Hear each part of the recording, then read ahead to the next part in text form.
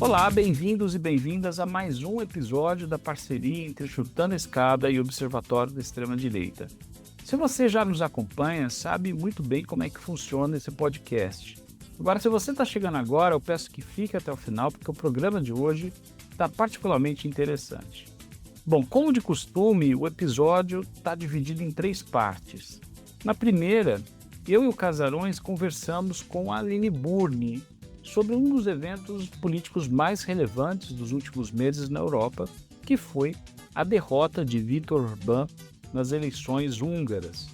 Enfim, o que aconteceu, o que esse evento significa para a direita radical no continente, qual foi o legado deixado por Viktor Orbán. Eu posso garantir que a Aline tem respostas muito cuidadosas para cada uma dessas perguntas. Então essa conversa, posso te garantir, valeu muito. Agora, a segunda parte eu faço algo um pouco diferente do habitual. Em vez do boletim de notícias com apanhado de vários países, como de costume, eu resolvi aproveitar um ocorrido aqui na vizinhança, que foi a visita de Peter Thiel a Javier Milei na Casa Rosada. Foi recebido com tapete vermelho pelo presidente argentino. Eu entendi que pouco destaque foi dispensado na imprensa a esse acontecimento, então decidi falar um pouco sobre quem é Peter Thiel, uma das figuras aí mais influentes desse circuito que mescla libertarianismo com sólidas convicções antidemocráticas. E na terceira parte, a nossa tradicional dica cultural.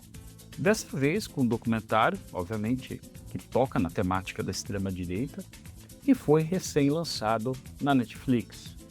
Então fica conosco, o programa de hoje promete e bora lá! A escada é uma construção que serve para fazer um deslocamento vertical. Nem sempre é assim, mas tem um jeito de facilitar tudo isso. De elevador? Não.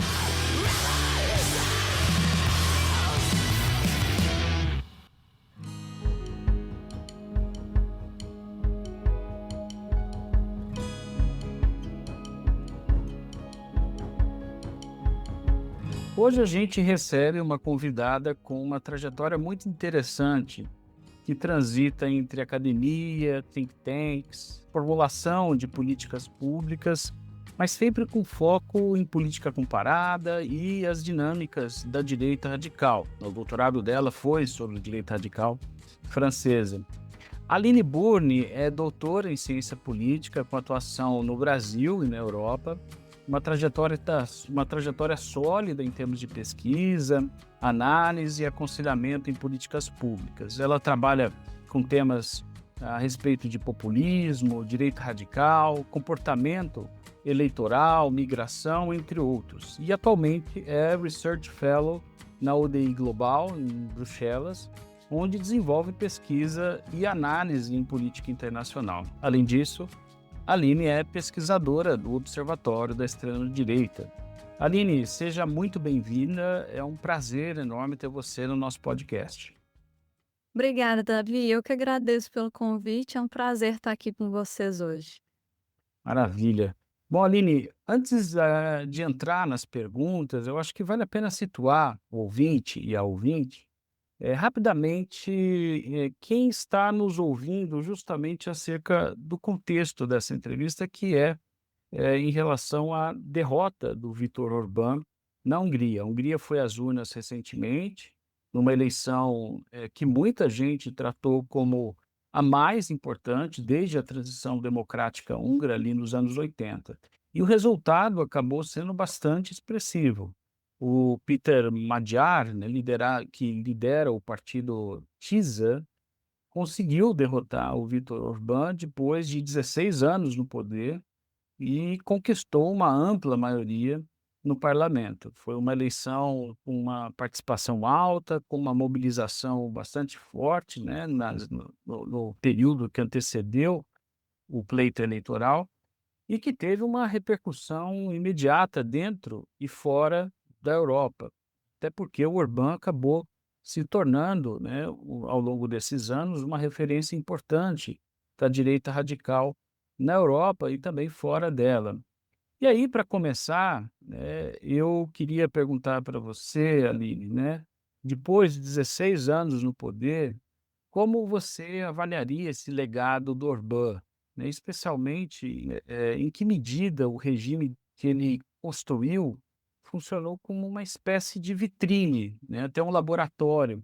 O Felipe Martins, ex-assessor de relações internacionais da presidência da República e do governo Bolsonaro, costumava dizer que o Netanyahu era um benchmark da luta antiglobalista, internacional. E, de certa maneira, o governo Orbán serviu, né, como uma espécie de laboratório também, de uma espécie de vitrine da direita para a direita radical mundo afora. De fato, foi uma eleição muito importante e histórica, né, para a Hungria e para a União Europeia. O Orbán esteve no poder durante 4 mandatos consecutivos, mas antes disso ele também teve um mandato em 98.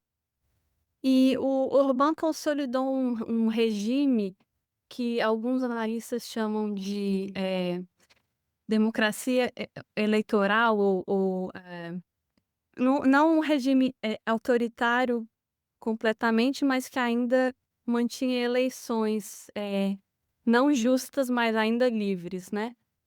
Então ele ficou no poder por muito tempo e ele conseguiu capturar o Estado de uma forma muito, intensa. O Estado, a mídia, o sistema eleitoral, o sistema econômico, então ele conseguiu enfraquecer de uma forma bem substantiva os freios e contrapesos da democracia húngara, e ele inclusive chamou, né, o próprio projeto de democracia, iliberal. Mas ele ainda se apoiava nessa popularidade eleitoral e ainda deixava as eleições, acontecerem de uma certa forma.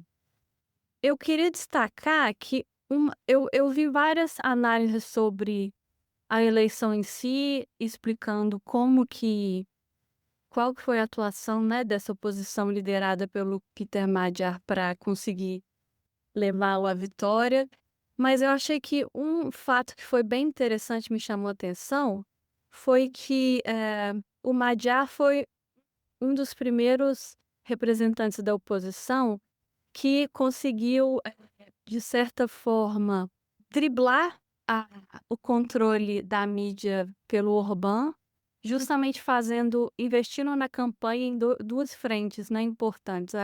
A campanha presencial, então o Magyar foi, presencialmente, né, em todos os territórios da Hungria, inclusive nas zonas mais rurais e isoladas. Mas ele também conseguiu usar de uma forma hábil as mídias sociais, principalmente para atingir, os jovens, que representaram uma parcela importante do apoio no Magyar. E outra questão que eu achei que me parece importante foi que, durante algum tempo, o governo do Orbán, o Peter Magyar era também parlamentar no Parlamento Europeu pela Hungria. E durante algum tempo, o governo da, Hungria tentou tirar a imunidade parlamentar dele, que o Parlamento Europeu concedia.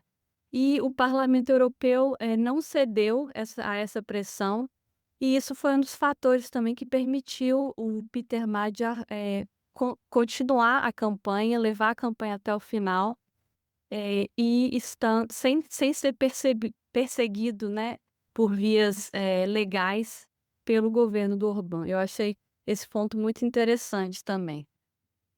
Aline, que alegria tê-la aqui com a gente para falar de Hungria. É um dos temas fundamentais, eu acho que até na gênese do Observatório da Extrema-Direita, né, porque o modelo húngaro, ele sempre serviu de baliza para a gente pensar essa nova onda da extrema-direita que surgiu, sobretudo pós-2008. E o caso do Orbán, além de ser o exemplo do início desse movimento ou dessa onda, ele também representou uma espécie de laboratório, né, para outras lideranças e movimentos de extrema-direita ao redor do mundo. E durante muito tempo, esse sistema de democracia liberal, como você bem disse, construído pelo Orbán, parecia extremamente sólido, quase imbatível. Na sua leitura, Aline, o que efetivamente fez esse modelo ruir? Foi uma falha interna do próprio regime ou uma mudança mais profunda no comportamento, por exemplo, do eleitorado? É difícil dizer, qual foi né, o fator mais determinante, porque, inclusive, eu acho que muita gente ficou surpresa ao ver o Orbán reconhecendo a derrota de uma forma tão rápida, né. E, na minha visão, isso aconteceu porque a derrota do Orbán foi muito expressiva. Talvez se a disputa tivesse sido mais acirrada, talvez teria sido diferente. Mas eu acho que alguns fatores, eu acho que de fato tem alguns fatores relacionados ao próprio, à própria falha do sistema, principalmente em relação à condição da economia. Analistas apontam que a economia húngara já estava numa condição crítica e não crescia nos últimos anos. Então, isso teve um impacto na percepção dos eleitores em relação ao sucesso, né, e o desejo de continuar com esse governo.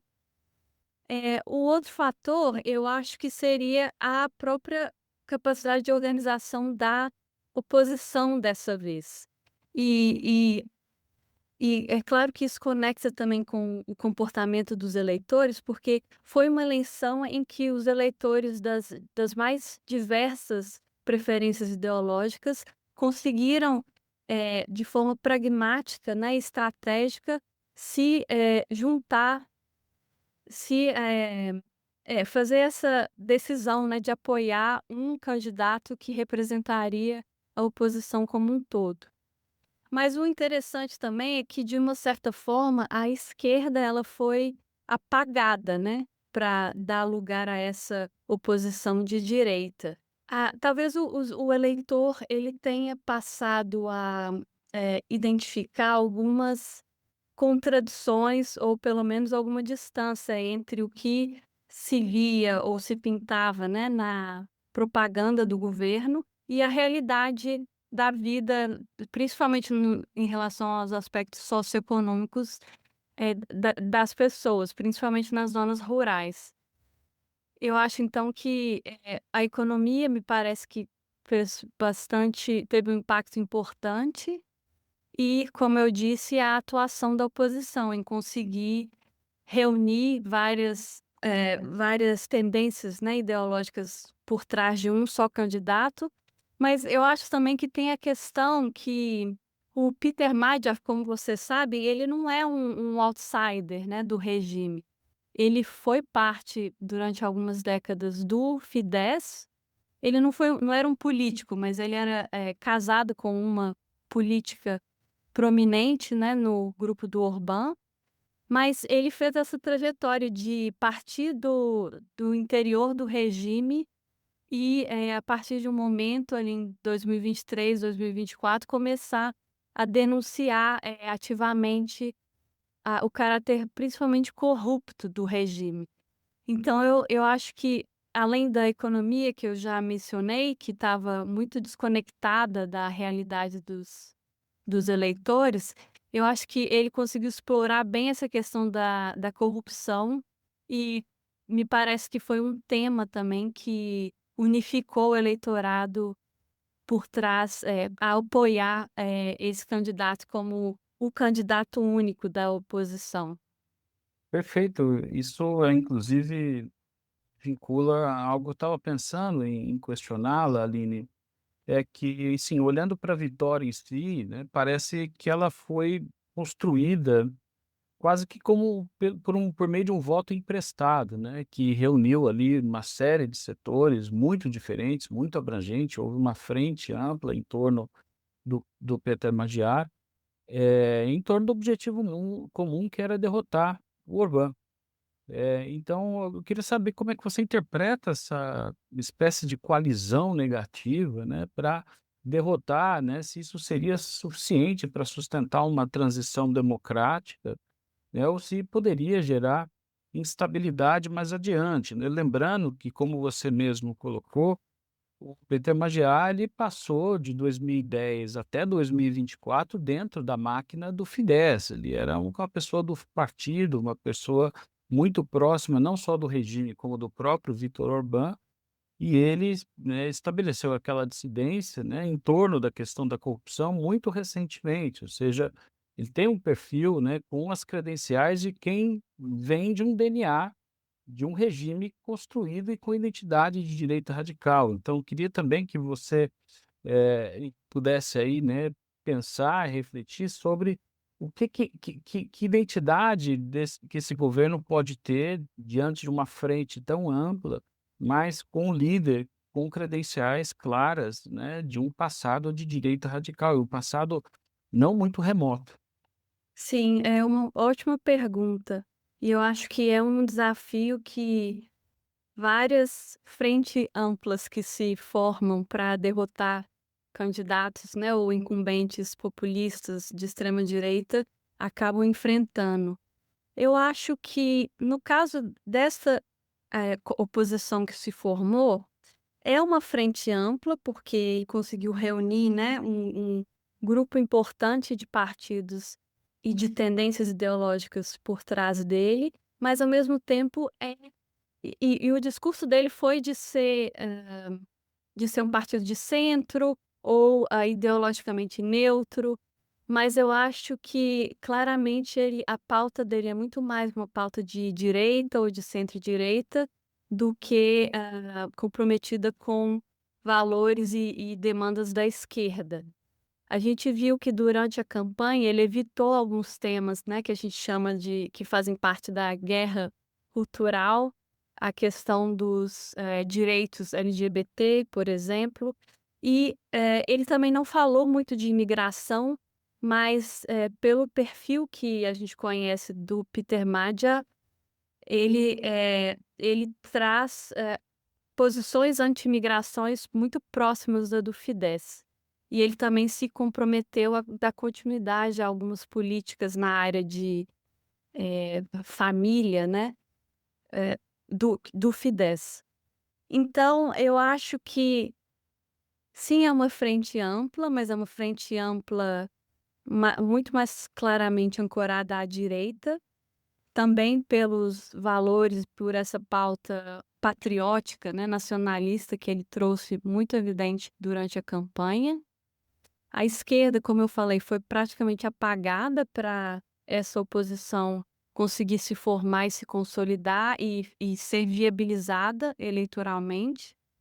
Então, ainda é difícil identificar essa identidade clara do governo, mas eu acho que uma questão que tem emergido como clara é que o Peter Madia vai ter uma relação mais construtiva com a União Europeia. Porque, como a gente sabe, né, e viu constantemente na mídia, o Orbán constantemente vetava as decisões no Conselho da União Europeia, principalmente relacionadas ao apoio da União Europeia à Ucrânia na guerra contra a Rússia. E o Orbán era uma porta de entrada, digamos assim, dos interesses russos e, por vezes, da China nas instituições europeias. Eu acho que nesse sentido vai ter uma mudança. O Peter Madia já sinalizou, muito uma pegada muito mais construtiva em relação à União Europeia. Ele até, concordou recentemente em desbloquear um acordo de, empréstimo, né, da União Europeia para apoiar a Ucrânia. Mas por outro lado, a gente espera também que ele vai ter um governo bem centrado nos próprios interesses da Hungria, uma pauta mais, nacionalista ou patriota, e, talvez uma área em que ele vai ter um pouco mais de atrito com a União Europeia vai ser justamente essa área do Estado de Direito, que foi uma das áreas que um dos, né, dos temas que fez com que a União Europeia bloqueasse alguns fundos que eram muito importantes para a Ucrânia, desculpa, para a Hungria durante o governo Orbán. Mas para conseguir desbloquear, ele vai ter que fazer algumas reformas mais significativas e importantes, inclusive na área de direitos fundamentais.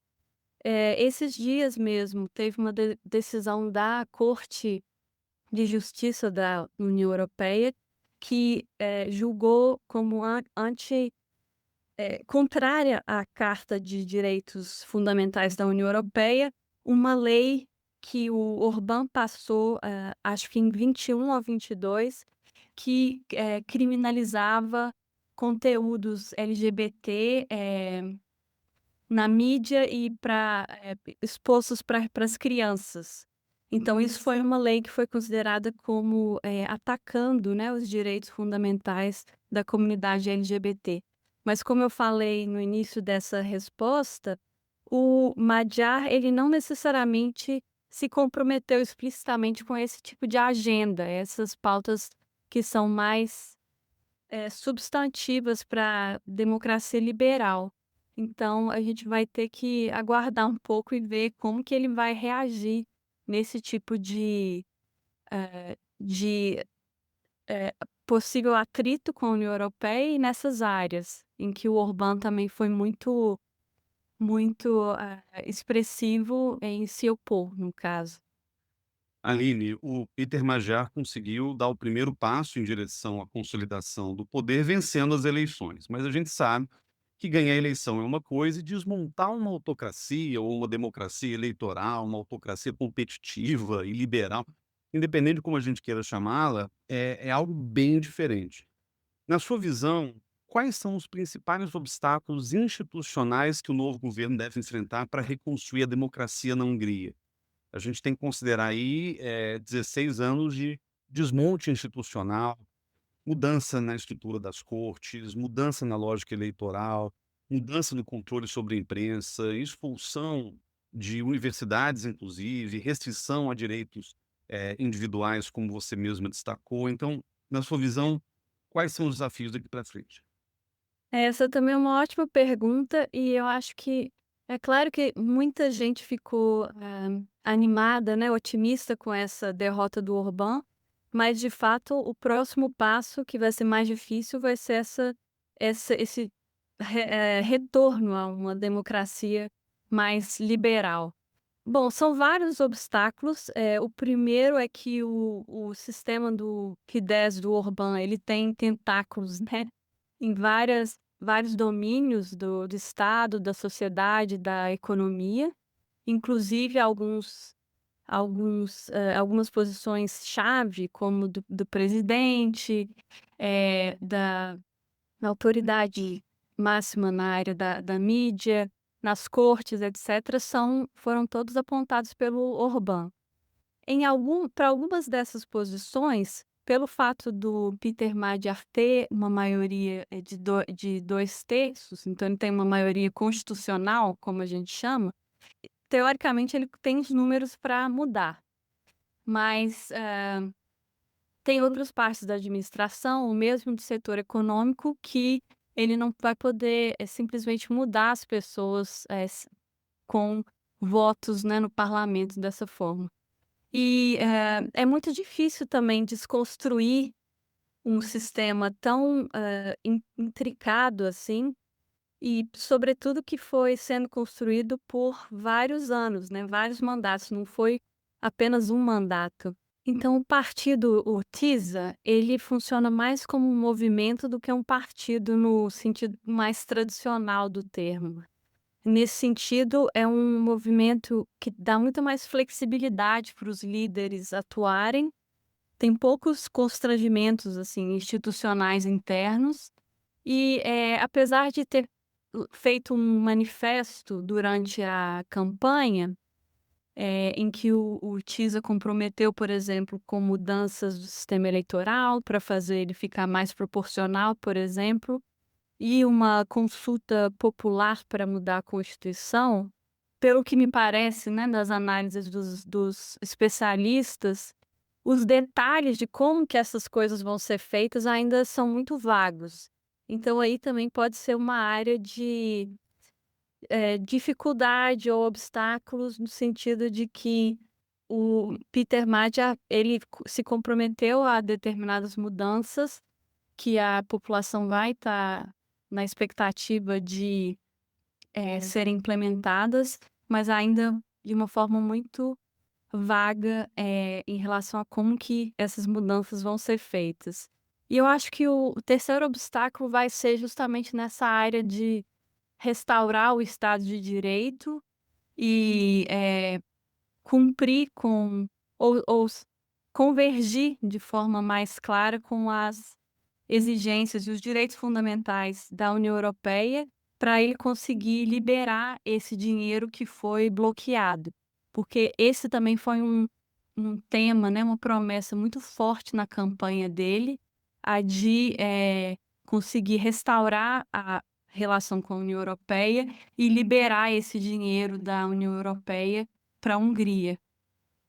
Excelente, Aline. Inclusive, o Peter Magyar, ele esteve na televisão estatal húngara semana retrasada, e ele acusou a emissora de propaganda ao estilo norte-coreano, né, e de espalhar fake news e alegações sobre a sua família, e prometeu, reestruturar a mídia pública para garantir independência, transparência, e falou que ia fechar aquela televisão estatal, né. Mas isso eu acho que é algo, como você disse, mais performático, né, do que todo o processo de desmonte, da tal democracia liberal que, ao longo dos 16 anos, o Orbán construiu na Hungria.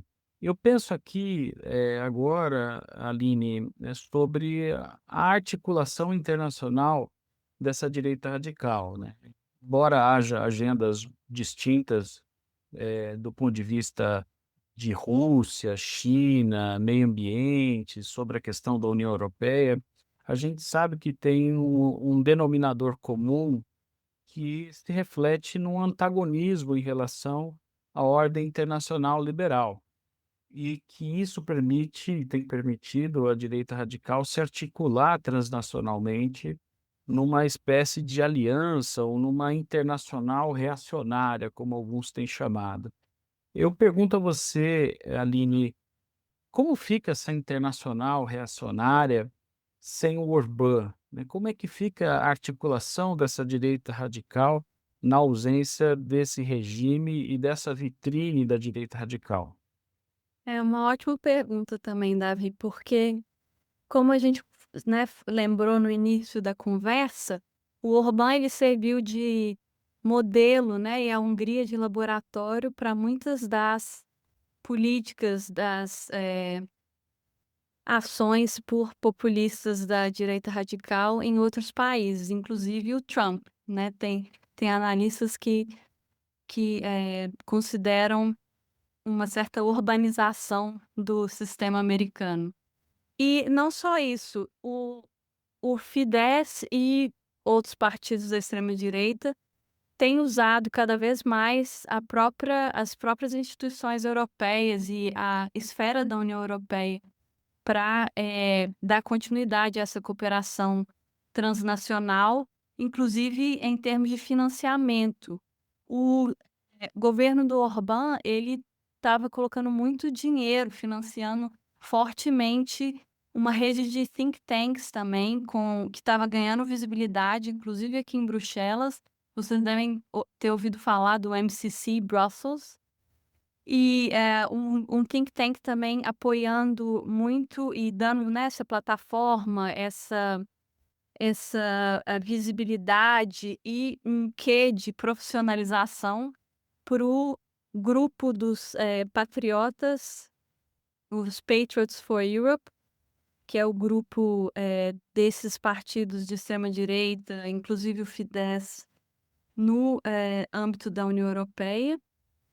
E acho que uma questão que fica em aberto agora, e o Madjar ele tocou nesse assunto, ele disse que vai cortar, né, o financiamento ilícito que vinha do governo do Orbán para esses tipos de redes e de think tanks. Então, uma das questões que fica em aberto agora é de onde que esse dinheiro vai vir, como é que esses grupos e esses think tanks vão continuar a operar. Existe até uma especulação de que, o governo do Trump possa colocar mais, financiamento e investir nesses think tanks e nessas redes, mas de fato eu acho que, vai ter uma perda, né, para eles nessa frente, principalmente em relação ao financiamento de algumas dessas redes transnacionais. E, simbolicamente também foi um baque para alguns representantes dessa extrema direita na Europa, que explicitamente apoiaram, né, o Orbán, inclusive o, Jordan Bardella, o candidato na França, do Rassemblement National na França. E por enquanto eles estão, digamos, em silêncio, né, estão um pouco, discretos. Mas eu acho que é claro que o Orbán era uma figura importante pela articulação que ele fazia, por ser visto como, né, um exemplo, assim, de sucesso para a extrema direita e ter se prolongado no poder e criado esse sistema de controle do Estado.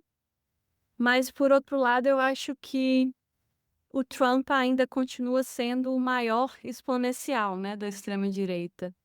E talvez isso dê mais agora, né, esse espaço que foi aberto, talvez dê mais possibilidades para o Trump se tentar, ficar ainda mais ativo, né, nessas redes transnacionais, inclusive na Europa. Apesar, Aline, de que agora o Trump está com fama de pé frio, porque ele mandou o vice, o J.D. Vance, na véspera da eleição húngara, fazer uma breve aparição para a campanha do Orbán e deu errado. Onde ele encosta, né, no caso do Canadá, da Austrália e da própria Hungria, ele tem perdido eleições, então vamos ver como é que a coisa Sim, se enrola daí para frente.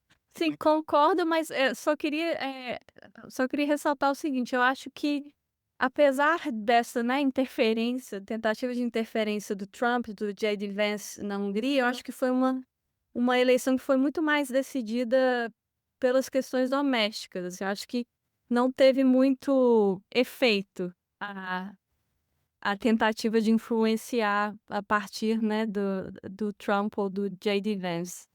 Que no fim é uma coisa boa, acho que para todos nós, né, se a interferência for limitada, tanto melhor.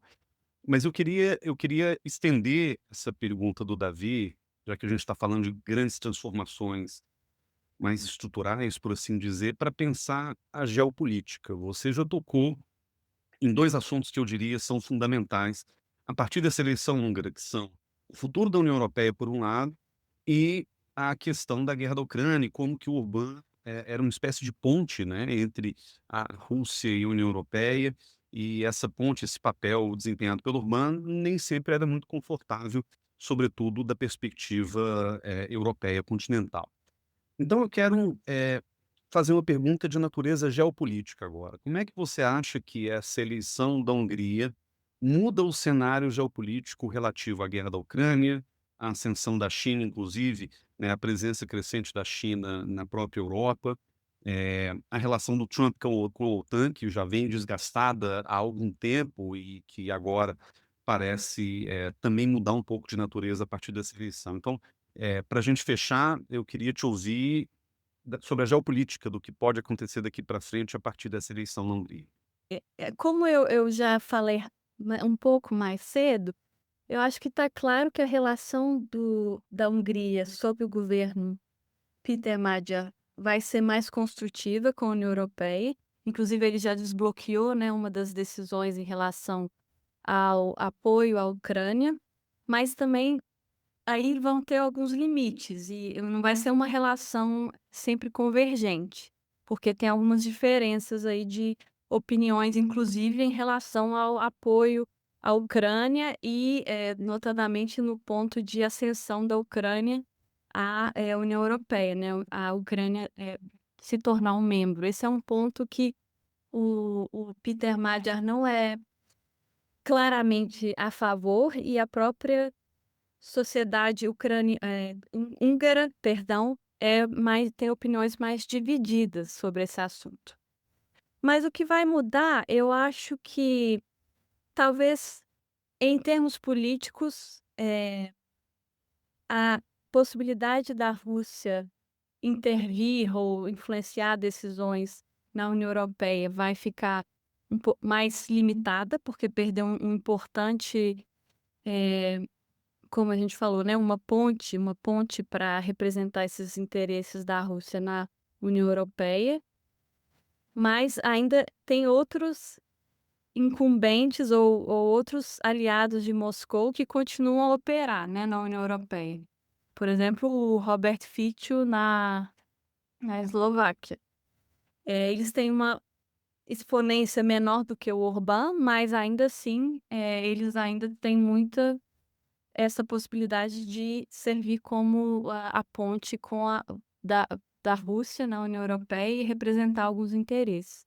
Então eu acho que em algumas questões essa relação vai ser muito mais construtiva, principalmente em relação ao contínuo apoio da União Europeia à Ucrânia durante essa guerra, mas em outras questões ainda tem muitos pontos de atrito, principalmente em relação a questões relacionadas à energia, eh, porque a Hungria também depende muito da energia que vem da Rússia, e se eles têm esse interesse, né, essa necessidade de melhorarem, na economia, então vai ser muito difícil para eles irem na direção que a União Europeia tenta ir, de cortar cada vez mais e sancionar cada vez mais as relações com a Rússia.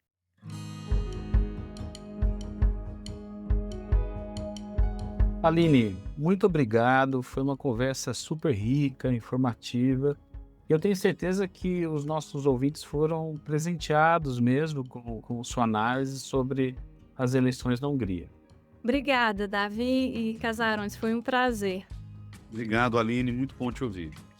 E a gente segue agora para o nosso próximo bloco, olhando para as principais notícias da extrema-direita global.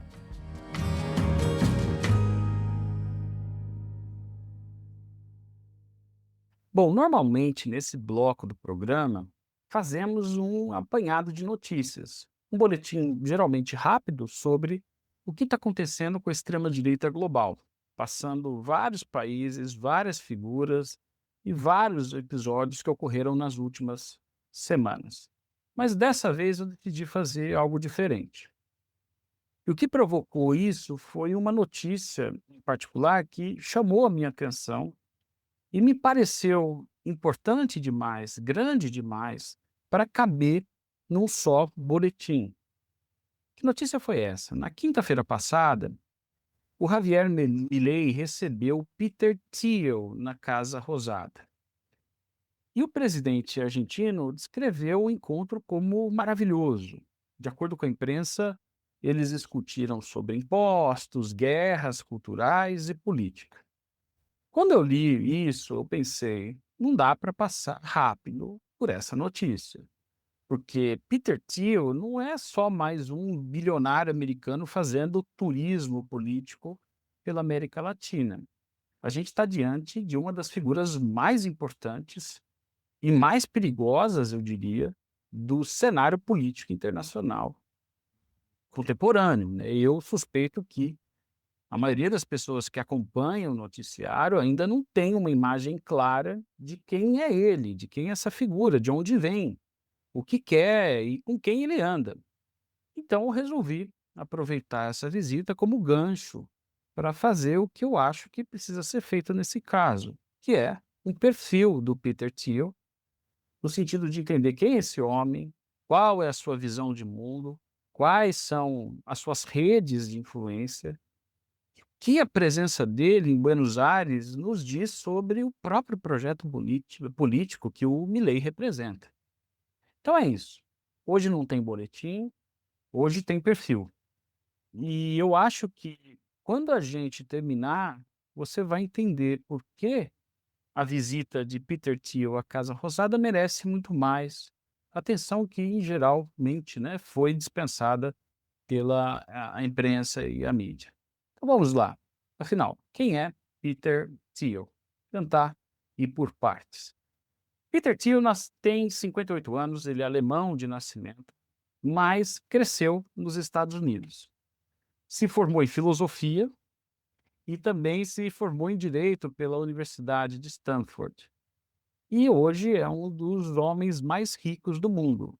Ele ocupa a 40ª posição na lista da Forbes, com um patrimônio aí estimado em torno de 27 bilhões de dólares.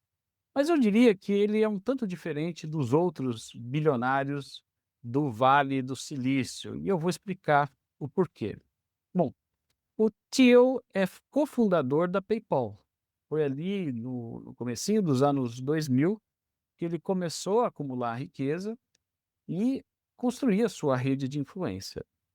Com a grana que ele levantou com a venda da PayPal, ele fundou em 2003 a Palantir. E é aqui que a história fica mais interessante e também sombria. A Palantir não é uma empresa de tecnologia comum. Ela é, e aqui eu me sirvo do que escreveu o jornalista italiano Giorgio Ferrari, uma das empresas mais influentes do mundo na área de análise de dados para governos e agências de inteligência. Por exemplo, CIA, NSA, FBI. Só para se ter uma ideia, o software da Palantir é usado pelo ICE. Sim, o serviço de imigração americano que tem aterrorizado os imigrantes e não só os imigrantes nos Estados Unidos. Mas Thiel não é só o homem da Palantir. Ele também é um dos principais arquitetos políticos por trás da ascensão de J.D. Vance, o atual vice-presidente dos Estados Unidos. Por exemplo, ele financiou Vance e praticamente o elegeu senador por Ohio. E, de acordo com o mesmo jornalista, o Ferrari, ele fundamentalmente impôs a Donald Trump como seu companheiro de chapa o Peter Thiel, o J.D. Vance. O vice-presidente dos Estados Unidos, a gente pode dizer, é em grande medida a criação política de Thiel. E a gente pergunta, qual que é a visão de mundo desse homem, tá? E eu começo aqui por um ensaio que ele escreveu em 2009 para Cato Unbound, para quem não conhece, é uma publicação libertária. E nesse ensaio ele disse: eu não acredito mais que liberdade e democracia são compatíveis.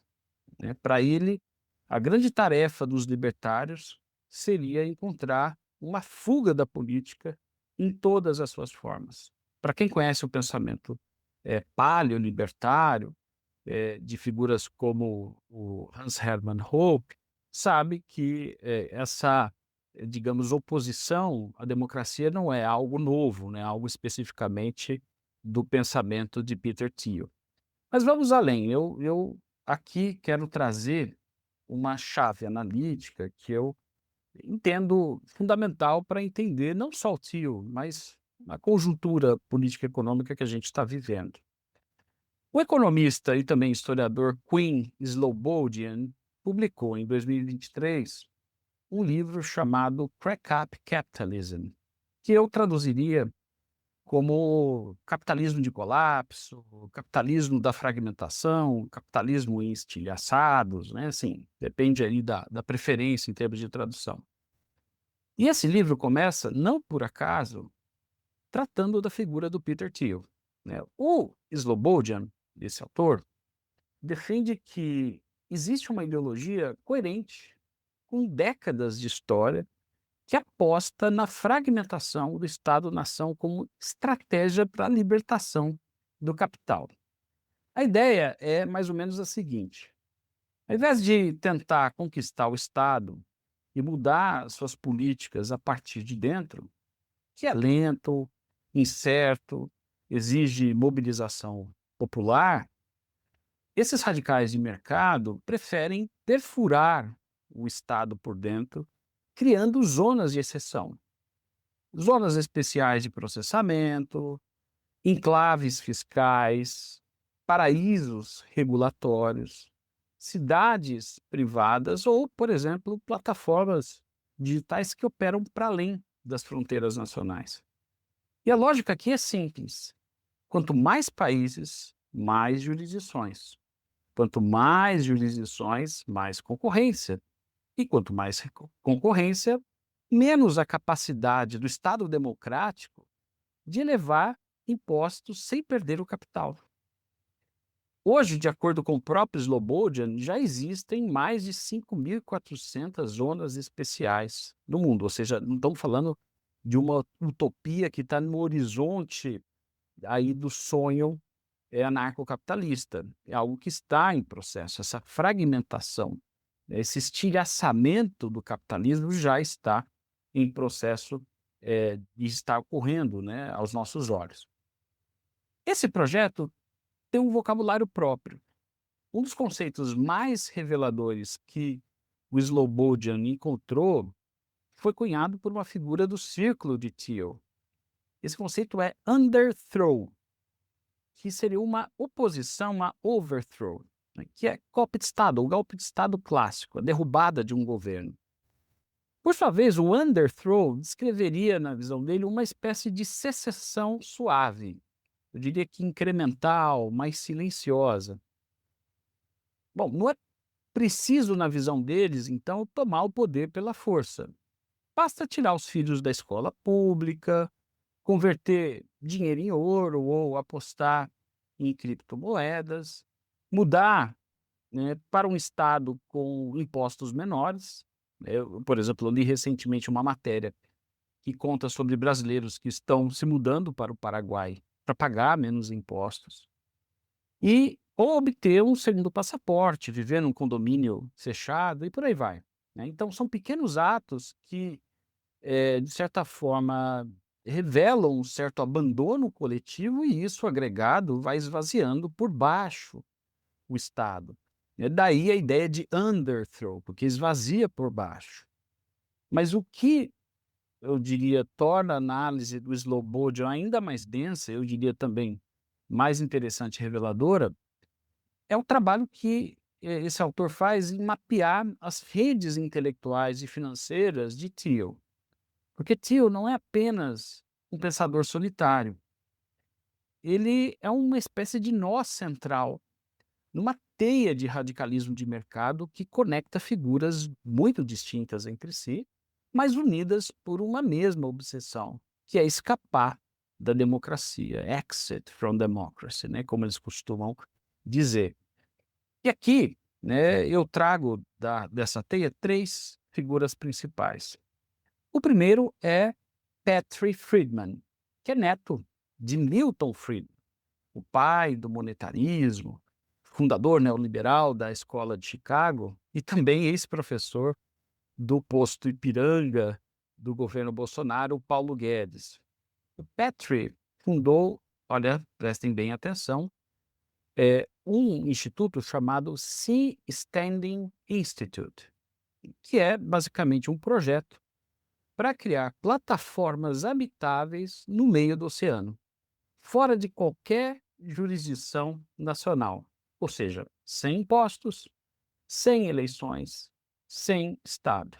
Suco integral, né, da utopia anarcocapitalista. Pessoas dos círculos de Thiel chegaram a assinar até um memorando com o governo de Honduras para criar zonas regulatórias autônomas no país, as chamadas REDs, né? E a ideia era simples, né? Se não podemos reformar o Estado existente, vamos construir outro do zero. Um outro nome que eu trago aqui é o de Curtis Yarvin. É mais conhecido pelo pseudônimo de Menzies Moldbug. Yarvin é o principal teórico do chamado neo-reacionarismo, que também é conhecido como, o nome bizarro, daria todo um programa para explicar isso, Dark Enlightenment, algo como o iluminismo sombrio. Mas, em suma, essa corrente defende abertamente o fim da democracia e sua substituição por algo próximo a uma monarquia corporativa. E atenção, corporativa aqui não se refere ao estado corporativo do fascismo clássico. Trata-se de corporações empresariais. Ou seja, o Estado deveria funcionar como uma empresa com um CEO no lugar de um presidente eleito. Ou seja, sem partido, sem oposição, sem voto. O Yarvin, ele circula nos mesmos espaços que Thiel. E o próprio Peter Thiel investiu diretamente na empresa de Yarvin, a Tlon. Veja, não é um detalhe menor. O principal financiador da direita tecnolibertária americana colocou dinheiro numa empresa fundada por um dos mais influentes teóricos do fim da democracia. E o terceiro ponto, talvez o mais perturbador, é a conexão de Thiel com a Property and Freedom Society, que foi fundada pelo filósofo anarcocapitalista que eu mencionei há pouco, Hans Hermann Hoppe, aquele que no livro Democracia, um Deus que Falhou, defende que o Império Austro-Húngaro é um modelo mais salubre do ponto de vista da governança para os mercados do que as modernas democracias. Essa sociedade, né, criada, ela se encontra anualmente em pousadas, numa pousada de luxo que fica na Turquia, e ali se encontram libertários anarcocapitalistas, consultores financeiros e separatistas raciais. Sim, vou repetir, separatistas raciais. O Slobodian, esse autor que eu estou trazendo aqui, do Crack Up Capitalism, descreve um desses eventos onde um pseudogeneticista, ele é muito comum aí nos grupos supremacistas brancos, o Richard Lynn, que é teórico da tese de que brancos europeus são geneticamente mais inteligentes que latinos e negros. O Richard Lynn, nesse episódio, nesse evento, dividiu o palco com analistas de investimentos e com o filho de Karel Bolshoff. Né? O Karel Bolshoff foi o fundador, nada menos que Orânia. Orânia é um pequeno enclave que fica ao norte da cidade do Cabo, na África do Sul, e que foi estabelecida lá em 1991 como um espaço exclusivo para afrikaners, visando preservar sua cultura, sua língua e sua identidade. Ou seja, é uma espécie de reduto de segregação racial, resquício do apartheid. A extrema-direita adora fazer apologia justamente à Orânia. E Peter Thiel estava programado para falar nesse mesmo evento, nesse encontro. Mas ele acabou cancelando a sua presença de última hora, muito embora o convite tenha existido. E Thiel, podemos dizer, se sente em casa nesta mistura, nesse, digamos que, blend de reacionarismo social e radicalismo de mercado antidemocrático. Por que isso importa? Porque mostra que o projeto de Thiel não é só econômico. Ele tem uma dimensão política e cultural muito ampla, eu diria muito mais sombria do que essa retórica do empreendedorismo libertário, né, ela sugere. E importante dizer, ele circula confortavelmente num espaço intelectual que vai do anarcocapitalismo ao neorreacionarismo, passando pelo separatismo racial. Não porque ele endosse cada uma dessas posições explicitamente, isso não ocorre, mas porque todas elas compartilham do mesmo denominador comum, que é a ideia de que a democracia é o problema e o mercado a única, né, e definitiva solução. Foi, portanto, essa figura que foi recebida com um tapete vermelho, pompa e circunstância na Argentina, o que revela muito sobre a identidade ideológica desse governo argentino. E entendo que isso é importante para a gente refletir, né, sobre essas conexões transnacionais. É isso, pessoal. Agora vamos para o nosso último bloco, a tradicional dica cultural. I normally train a little bit earlier in the day. I like to start my day off working out, Who are you doing hard talking things. to? What, do I not talk to them? Don't talk to him. Talk to you. We're not on social media now. What would you say is the message? I coach boys how to make money, Wow, this is a nice spot. how to be outside the system, how to be proper guys. Shut up or nut up. Would you see me that way? Did you look at my arms? The stature's not saying too much. I was entering the manosphere, a wild frontier of streamers whose behavior is reshaping the culture. People ask me why Miami, and I tell them because if it was 120 years ago, I'd be on a horse on the way to California to dig for gold. E chegamos à nossa dica cultural deste episódio, que é o documentário recém-lançado na Netflix chamado Por Dentro da Machosfera, que foi dirigido pelo Louis Theroux, um dos mais celebrados e respeitados documentaristas do mundo. O Theroux mergulha no universo digital, na subcultura digital, de influenciadores e comunidades masculinistas que promovem abertamente a misoginia e que eles acabam chamando aí de cultura Red Pill. E o documentário, eu acho que essa é uma virtude, apresenta esse ecossistema por dentro, né, com uma certa clareza, até desconfortável, e deixa muito claro que esse universo está longe de ser um universo marginal. É um negócio, né? É um negócio com modelo de receita, com algoritmos, monetização e, infelizmente, com uma audiência jovem bastante crescente. Dito tudo isso, e porque aqui a gente não gosta de recomendar coisa de maneira crítica, o documentário também tem algumas brechas. Eu levanto aqui, muito brevemente, 3 problemas que eu identifiquei. O primeiro diz respeito ao próprio método do Theroux. Ele é bastante paciente, eu diria que humanizante e individualizante, e isso acaba sendo estruturalmente inadequado para sujeitos, para figuras que são manipuladores profissionais. E para os quais um documentário da Netflix representa justamente publicidade gratuita. Então, ao invés de desmontar o sistema, o documentário acaba alimentando a própria economia da atenção, usam esse termo acadêmico durante o documentário, a economia da atenção, que diz criticar. O segundo ponto que eu levanto é que o filme praticamente ignora as mulheres como sujeitas. Elas aparecem como objetos do discurso dos homens, mas quase nunca com vozes. Isso, veja só, não é uma lacuna, apenas uma lacuna narrativa. Isso acaba por reproduzir exatamente a assimetria que o sistema da machosfera se alimenta. E, finalmente, um terceiro ponto, talvez também um dos pontos mais importantes, que ao focar nessas figuronas da cultura Red Pill, nessas figuras mais espalhafatosas, né, nessas grandes celebridades da machosfera, o documentário deixa de fora as formas mais difusas e cotidianas dessa masculinidade hegemônica, da misoginia, por meio, por exemplo, de conteúdos fitness, né, do lifestyle, desses coaches de autoaperfeiçoamento que acabam recrutando jovens de maneira muito mais eficaz, precisamente porque não parecem extremistas.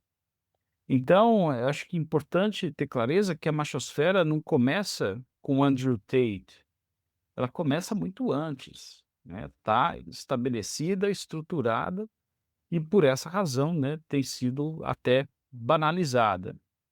Bom, é isso por hoje. Eu espero que tenha valido o tempo de vocês. E como sempre, se tiver comentário, crítica ou sugestão, a gente quer ouvir. Até o próximo episódio. Got anything to say to the live, Theroux? Not really. Do you think Satanists are running the world?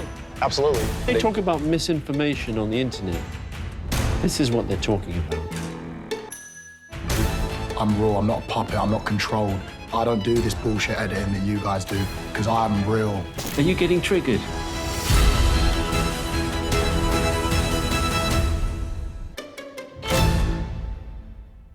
We're told that after the war, the Nazis vanished without a trace. But battalions of fascists still dream of a master race. The history books, they tell us of their defeat at 45. and they all came out of the woodworks on the day the Nazi died. This world is riddled with maggots. The maggots are getting fat. They're making a tasty meal of all the pastors and bureaucrats. They're taking over our churches and they're filled with fat and pride. And they all came out of the woodworks on the day the Nazi died. So if you meet with these historians, I'll tell you what to say. Tell them that the Nazis never really went away. They're out there burning houses and peddling racist lies, and will never rest again until every Nazi dies.